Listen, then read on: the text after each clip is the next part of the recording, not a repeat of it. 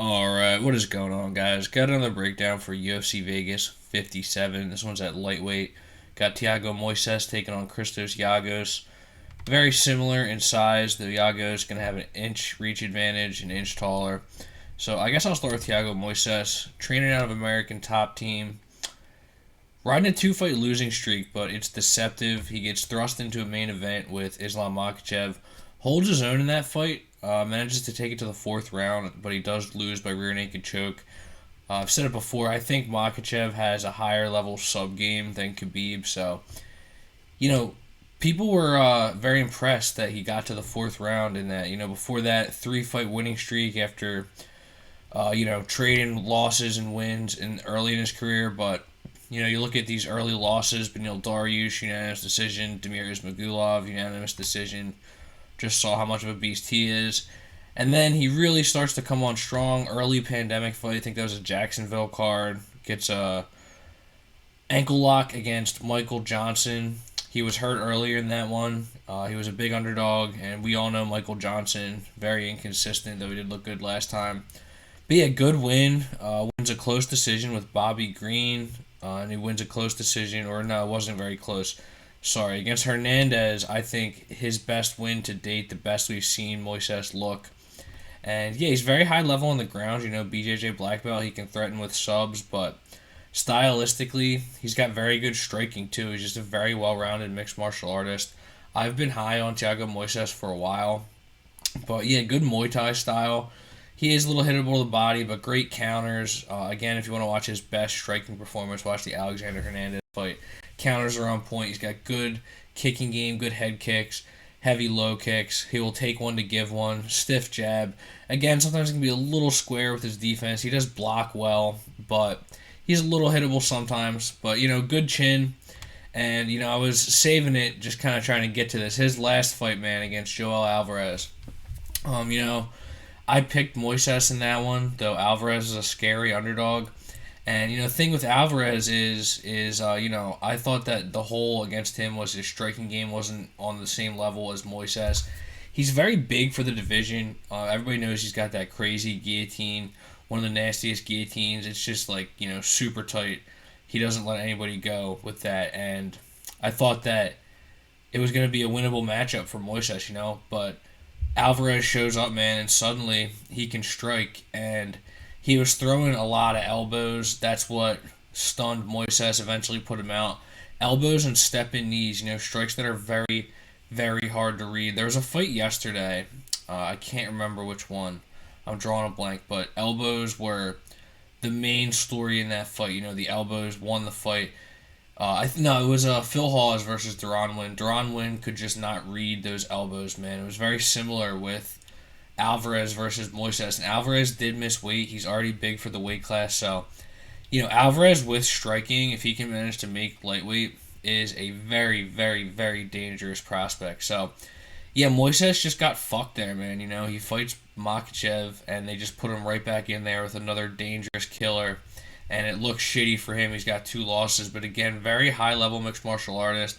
I still think he's got a lot of room to grow, and I'm still high on him as a fighter. We just got to hope that, he's not mentally drained after that loss. He seems like he's pretty tough. But, American Top Team, I think that he's going to be ready for this fight. And then Christos Giagos, talk about a guy who gets some stiff competition. He's fought some killers.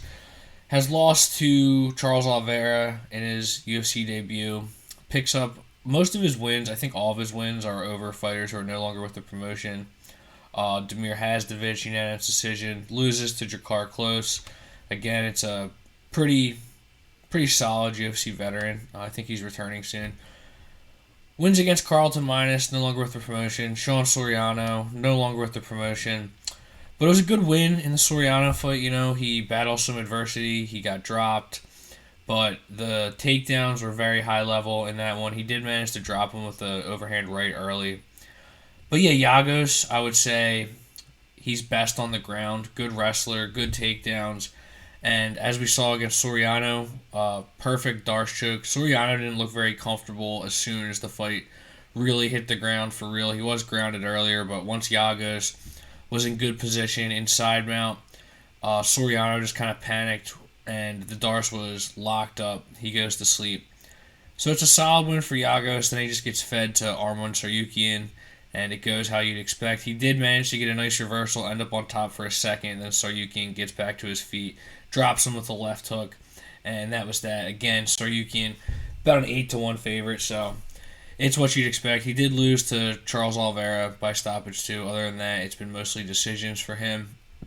But yeah, the grappling's good. It's just Moises is a high-level grappler, high-level BJJ guy. I can't see him getting held down by Giagos.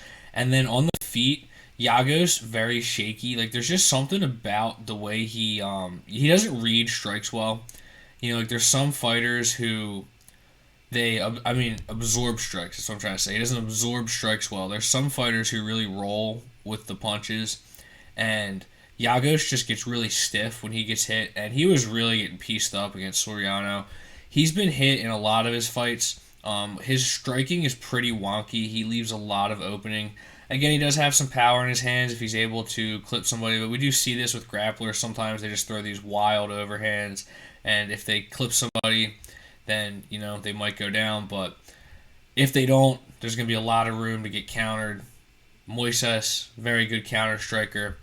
So, yeah, man, looking at the line here, we got Giagos at plus 200, Thiago Moises at minus 240. This is on DK. It's just about the same on FanDuel, so you can shop around. It's going to be in this price range for now, at least. And, yeah, I think Thiago Moises is definitely the pick here, unless he is just mentally defeated after that Alvarez fight, which I don't think he would be. Again, it's an admirable loss, man. Alvarez is a beast. So, yeah, as long as Moises isn't a mess, I think that this is a very winnable matchup for him. I just don't see where Giagos is better. He might have better wrestling, he might have better takedown ability, but is he going to be able to hold him there? We can see that Moises does have some submissions off of his back. He got the one against Michael Johnson. So, yeah, he's definitely game to do that, or at least get up. Again, he survived for a long while against Islam Makhachev. Really made him work to get that submission, work to get the takedown. So, yeah, it's for Giagos' best path. There's not much of a path, and then on the feet again, Giagos just very, very stiff when he gets hit. He leaves a lot of room to get hit. Moises has great counters. Giagos has been dropped before. I don't know if his chin is all that great. I mean, he was taking a good amount of damage against Sean Soriano, but I don't know how much more he could have taken before he, again, great win, probably the best win of his career, but to come back the way he did. But on the flip side of that, he was really getting pieced up by Soriano, who has good hands, styles make fights, but I think that Moises has better counter striking. He's got a little bit more power. I think that Moises can get this fight done on the feet and on the ground. And we'll see what we can get for props, but I am liking Moises inside the distance here. If I had to pick a straight-up method, it'll probably be knockout. So we'll see what we got for that. But honestly, right now, I like this line a lot at minus 240. I'd like to try to get a bet in early in the week before it gets juiced. I mean, I'm never good at predicting that, but again, man, I can't see the path for Giagos here. I think he's going to have a tough time. So thanks for watching, guys. Sure, subscribe, and take it easy.